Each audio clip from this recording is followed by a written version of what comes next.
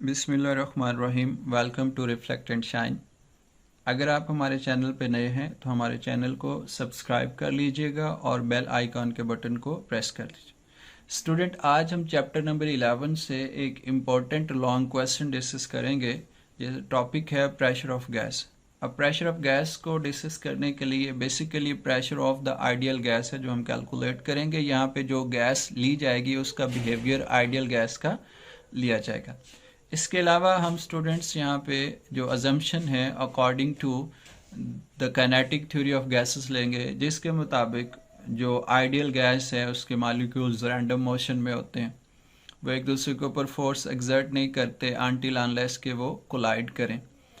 अब student, pressure of gas के लिए सबसे पहले इसकी डेफिनेशन देख लेते हैं। The force exerted by the gas molecules on a unit area of the wall of the container. For example, ये स्टूडेंट एक क्यूबिकल सिलेंडर है, क्यूबिकल कंटेनर है जिसके अंदर गैस मॉलिक्यूल्स पड़े हुए हैं। तो ये गैस मॉलिक्यूल्स इसके हर फेस के ऊपर, हर वॉल के ऊपर कुछ ना कुछ फोर्स अप्लाई करेंगे। तो वो पर यूनिट एरिया अगर हम लेंगे तो वो प्रेशर ऑफ गैस बनेगा। तो इसकी कैलकुलेशंस के लिए कंसिडरेशन कर लेते हैं। Consider a cubical cylinder having the length of side L. अगर उसकी लेंथ की साइड एल है तो उसका एरिया जो है स्टूडेंट्स वो हो जाएगा एल स्क्वायर, और वॉल्यूम क्या बन जाएगा एल क्यूब, क्योंकि वॉल्यूम होता है length into width into height. Cube की यह खासियत है कि इसकी सारी साइड्स की जो लेंथ है वो एक जितनी होती है। सो इसकी मेजरमेंट एक जैसी होंगी। अब ये कंटेनर आपने ले लिया स्टूडेंट, इसके अंदर N number of molecules of gas. For example, ये हमने जो मॉलिक्यूल्स यहाँ पे लिए, जित गैस लिया है उसका नंबर ले लिया एन, और हर मॉलिक्यूल का जो मास है वो है smaller M. So mass of one, या आप कह सकते हैं ईच मॉलिक्यूल। तो टोटल मास जो इस क्यूब के अंदर कंटेन होगा that will be the number of molecules multiplied by the mass of one molecule. तो ये आ जाएगा एन इंटू एम। स्टूडेंट, जैसा कि आप जानते हैं डेंसिटी होती है आपके पास टोटल मास पर यूनिट वॉल्यूम। तो यहाँ से ये टोटल मास है आपके पास ये एन इंटू एम। तो ये पुट करेंगे, वॉल्यूम एल क्यूब है यहाँ पे, तो N M over L cube, ये बन जाएगा आपके पास डेंसिटी। तो यहाँ से इस इक्वेशन को रीराइट करेंगे स्टूडेंट्स, तो डेंसिटी ओवर एन, जो एन जो कि नंबर ऑफ मॉलिक्यूल्स है, वो आपके पास आ जाएगा एम ओवर एल क्यूब। इसको इक्वेशन नंबर 1 कह लेते हैं। अब स्टूडेंट, जैसा कि आप सारे जानते हैं कि प्रेशर इक्वलेंट होता है फोर्स पर यूनिट एरिया इस वक्त। और एक हमने चैप्टर नंबर 3 में इक्वेशन पढ़ी थी फोर्स और लीनियर मोमेंटम का रिलेशन, तो that was force is equal to the rate of change of momentum. इसको हम लिख सकते हैं M V F minus M V I over delta T, यानी final momentum minus initial momentum over T. अब students, यहाँ पे ये जो कंटेनर है इसके अंदर क्योंकि गैस मॉलिक्यूल्स का रैंडम मोशन है, तो वो एक्स एक्सिस में भी मूवमेंट कर रहे हैं, वाई एक्सिस में भी और जी एक्सिस में भी। हम किसी एक एक्सिस की तरफ मूवमेंट लेके तो उससे कैलकुलेशंस करेंगे, फिर हम उसको जनरलाइज करेंगे।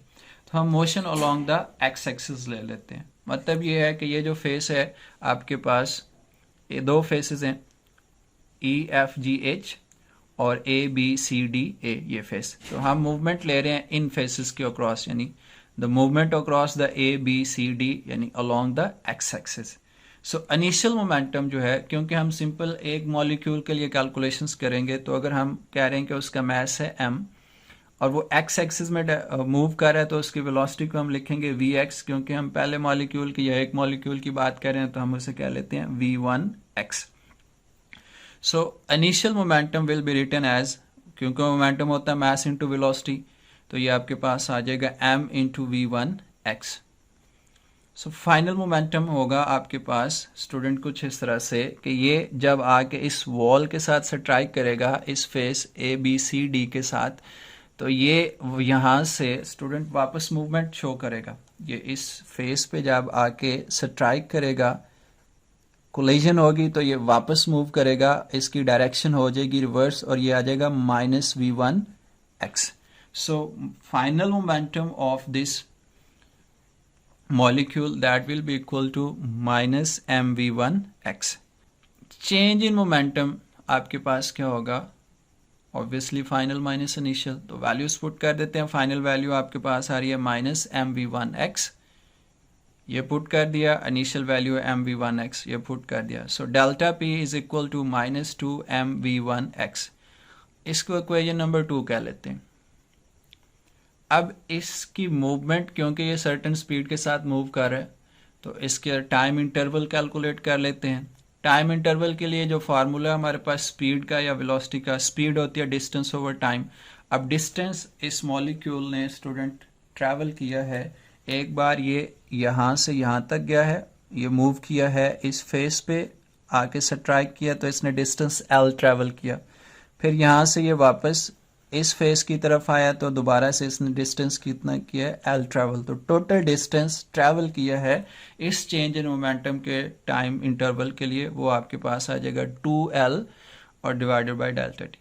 तो यहाँ से डेल्टा टी यानी टाइम के लिए आपके पास आ जाएगा डिस्टेंस ओवर स्पीड या डिस्टेंस ओवर v1x। इसको हम इक्वेशन नंबर 3 कह रहे हैं।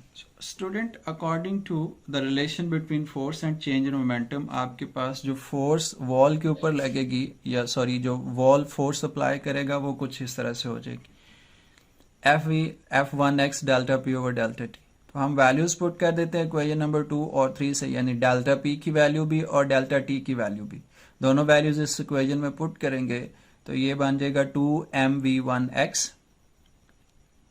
डिवाइडेड बाय t की वैल्यू 2L ओवर v1x। इस इक्वेशन को रीअरेंज करेंगे तो ये आ जाएगा आपके पास 2mv1x multiplied by v1x over 2L। तो यहाँ से स्टूडेंट्स ये 2 के साथ cancel, minus mv1x square over L, ये आपके पास आ गई फोर्स जो कि एक्सर्ट हुई है मॉलिक्यूल के ऊपर by the wall.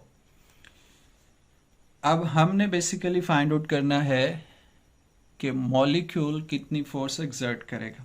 So according to the third law, जो फोर्स है पार्टिकल की ऑन द वॉल वो आ जाएगी कुछ इस तरह से, that will be remain equivalent होगी लेकिन अपोजिट डायरेक्शन में। So according to the Newton's third law, equal and opposite force is exerted by the molecule on the face ABCD, जो उस फेस वॉल के ऊपर जाके स्ट्राइक किया। सो f1x इसे हम f मॉलिक्यूल भी लिख सकते हैं, और ये आपके पास आ जाएगा negative due to the opposite direction, और ये बाकी वैल्यू नेगेटिव साइन के साथ, तो ये नेगेटिव नेगेटिव क्या बना देगा इसको positive. So this is basically the force which was exerted by the molecule number 1, या एक मॉलिक्यूल की ये वो फोर्स है। अगर हम सारी फोर्स फाइंड आउट करना चाहते हैं, क्योंकि हमने तो number of molecules n consider किए हो, तो सिमिलरली जो सेकंड मॉलिक्यूल है वो जो फोर्स अप्लाई करेगा वो आपके पास आ जाएगा f2x m v2x square over L। Third molecule आ जाएगा m v3x square over L and so on. और लास्ट मॉलिक्यूल के लिए आ जाएगा स्टूडेंट्स f nx के लिए आ जाएगा m vnx square over L। तो total force along the X axis जो हम कैलकुलेट करेंगे वो इन सारे मॉलिक्यूल्स की फोर्सेस का क्या हो, सम होगा। सो हम ये कह सकते हैं कि f(x) will be equivalent to f1x plus f2x plus 3x plus up to so on fnx। So values put कर देते हैं f1x की, f2x की, f3 सारों की, तो ये आ जाएगा mv1x square over L mv2x square over L plus so on plus mvnx square over L। अब ये आ गई total force along the X axis. हमने प्रेशर कैलकुलेट करना है स्टूडेंट्स, तो प्रेशर के लिए हम क्या कर रहे हैं, हम ले रहे हैं force per unit area. So pressure Px आपके पास आ जाएगा Fx ओवर A। Fx की ये वैल्यू जो अभी आपने पीछे फाइंड आउट की है वो सारी की सारी पुट करेंगे। एरिया को हम लिख रहे हैं L स्क्वायर, तो ये 1 ओवर L स्क्वायर बेसिकली क्या है, एरिया की वैल्यू, और ये वैल्यूज हैं सारी की सारी Fx की। अब यहाँ से आप देखें स्टूडेंट्स, m ओवर L जो है ये आपके पास कॉमन आ रहा है। m ओवर L जब बाहर आ रहा है आपके पास तो ये बन जाएगा m ओवर L क्यूब। सो आपके पास यहाँ पे रह जाएगा v1x square plus v2x square plus v3x square plus so on plus vnx square. अब स्टूडेंट पीछे हमने ये बात पढ़ी थी इक्वेशन नंबर 1 के अंदर कि ये जो m ओवर L क्यूब है that was equivalent to rho over n। तो इस m ओवर L क्यूब की जगह पे ये वैल्यू पुट कर देते हैं, तो आपके पास px जो है वो आ जाएगा rho over N into v1x square plus v2x square plus v3x square plus up to so on plus vnx square. So इस n को अंदर जो है वो लिख लेते हैं, तो रो आ जाएगा student into v1x square plus v2x square plus so on divided by n। अब ये जो क्वांटिटी है ये स्टूडेंट अगर आप गौर करें तो ये है velocity, square velocity of the first molecule, ये है सेकंड की, ये है थर्ड की, ये है n की, और ये डिवाइड हो रहा है n के ऊपर, तो ये एवरेज बनता है, यानी number of the sum of the quantities divided by the number of quantities, तो यहाँ पे ये एवरेज बन रहा है। अब क्योंकि ये स्क्वायर है तो इसलिए नाम दिया जाता है इसको मीन, जो कि एवरेज के लिए वर्ड यूज होता है, और इसे कहेंगे मीन स्क्वायर वेलोसिटी। सो ये जो टर्म बनी v1x square plus v2x square plus so on plus vnx square over n, इसको लिखा जाएगा एवरेज स्क्वायर वेलोसिटी या mean square velocity along the x axis. So ये आपके पास आ गया यहाँ पे। So px will be equal to rho into vx square. ये जो सिंबल है ये एवरेज के लिए यूज होगा या मीन के लिए यूज होगा स्टूडेंट। ये वैल्यू आ गई हमारे पास x एक्सिस के लिए। अगर हम ये कैलकुलेशन स्टार्ट करते y एक्सिस के अलोंग, या स्टूडेंट्स हम इसको स्टार्ट करते अलोंग द z एक्सिस, तो हमारे पास सिमिलर पैटर्न के ऊपर जो पी वाई है वो कुछ इस फॉर्म में आ जाता, पी जी जो है वो कुछ इस फॉर्म में आ जाता। जैसा कि हमने स्टार्ट में कहा था कि the molecules are in random motion, so the mean square velocities in all directions will be equal या सेम होंगी। तो हम ये कह सकते हैं कि average square velocity along the X axis will be equal to average square velocity along the Y axis, and that will be equal to average square velocity along the Z axis. Vector addition के accordingly हम लिख सकते हैं जो velocity square है, यानी जो vector velocity है, वो सम होगा अपने कंपोनेंट्स का, एक्स कंपोनेंट का, वाई कंपोनेंट का और जी कंपोनेंट का। So average square velocity is equal to average square velocity X along the x direction plus या x component plus average square velocity y component plus average square velocity z component. So using this value, ये जो values हैं above equation के अंदर हम put करेंगे तो आपके पास आ जाएगा स्टूडेंट्स, ये जो average square velocity है इक्वलेंट आ जाएगा vx square average plus vy की जगह पे भी और vz की जगह पे भी हम पुट कर रहे हैं vx स्क्वायर, क्योंकि हम बता चुके हैं कि ये सारे क्या इक्वल। आप x की जगह पे भी y पुट कर सकते हैं, z की जगह पे y पुट कर सकते हैं। तो ये स्टूडेंट्स आ जाएगा vx square plus vx square plus vx square average के साथ, ये सम होके 3 बन जाएगा। और यहाँ से स्टूडेंट जो एवरेज x स्क्वायर वेलोसिटी है वो आपके पास आ जाएगा 1/3 इंटू एवरेज स्क्वायर वेलोसिटी। तो स्टूडेंट ये वैल्यू जो है, ये वैल्यू ये 1/3 into average square velocity is equal to V X square, ये हम पुट करेंगे इक्वेशन नंबर 4 के अंदर, इस जगह पे, यहाँ पे। तो आपके पास ये इक्वेशन रीराइट होके आ जाएगी students, rho into 1/3 into average square velocity. तो इस इक्वेशन को रीराइट करें तो ये आपके पास बन जाएगा ρ/3 into V square velocity. Similarly हम इसको सॉल्व कर सकते हैं y के पी वाई के लिए भी और पी जी के लिए भी। सो पी वाई के लिए आपके पास आ जाएगा students ρ/3 into average square velocity, और z के लिए आ जाएगा ρ/3 इंटू एवरेज स्क्वायर वेलोसिटी।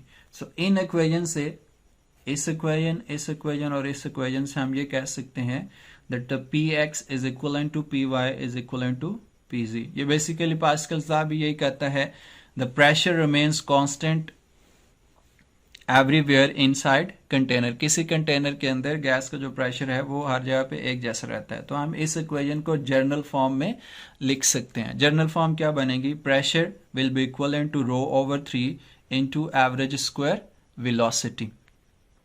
तो स्टूडेंट्स यहाँ पे हम रो की वैल्यू पुट करेंगे जो हमने पहले पढ़ी थी, और ये जैसा कि लिखा हुआ है it was the total mass over volume. तो स्टूडेंट ये वैल्यू जब पुट करेंगे तो प्रेशर आपके पास आ जाएगा Nm/3 L³ into average square velocity. इस L³ को वॉल्यूम की फॉर्म में लिख दें, ये कैपिटल V हो जाएगा। P will be equal to N/3V, M अंदर आ गया तो ये आपके पास आ जाएगा एवरेज mv स्क्वायर। अब इस इक्वेशन को स्टूडेंट ये जो आई है आपके पास, ये वाली इक्वेशन, इस इक्वेशन को हम मल्टीप्लाई भी करेंगे और डिवाइड भी करेंगे 2 से। जब इसको मल्टीप्लाई और डिवाइड करेंगे 2 से तो स्टूडेंट इक्वेशन कुछ इस फॉर्म में आ जाएगी आपके पास। Pressure will be equal to 2n/3v into, ये मल्टीप्लाई हो गया 2 और ये आपके पास डिवाइड हो गया 1/2 mv² average. So P is equal to 2/3 into n nought. n nought basically क्या है, n/v, यानी number of molecules inside the container divided by the volume of the container. So number of molecules per unit volume, ये constant रहता है student, ये change नहीं होता। सो हम ये कह सकते हैं कि ये 2/3 इंटू n नॉट ये क्या है, कांस्टेंट है। अगर ये कांस्टेंट है तो ये इक्वेशन रीराइट होके आपके पास कुछ इस तरह से आ जाएगी। Pressure will be equal to some constant into 1/2 mv² average. इस 1/2 mv² को हम एवरेज काइनेटिक एनर्जी कह रहे हैं क्योंकि ये एवरेज काइनेटिक एनर्जी का ही फार्मूला है। तो यहाँ से स्टूडेंट लिख सकते हैं, for ideal gas the pressure is directly proportional to the average kinetic energy of the molecules. So the pressure exerted by the molecules is directly proportional to the average translational kinetic energy of the gas molecule। क्योंकि इस सारी situation के अंदर students हमने सिर्फ translational motion लिया है, हमने ना तो वाइब्रेशनल मोशन लिया है ना ही रोटेशनल मोशन लिया मॉलिक्यूल्स का, क्योंकि हम आइडियल गैस की बात कर रहे हैं और आइडियल गैस के अंदर सिर्फ ट्रांसलेशनल मोशन ही कंसिडर किया जाता है। So we have considered only linear motion of the molecules and not rotational and vibrational motion.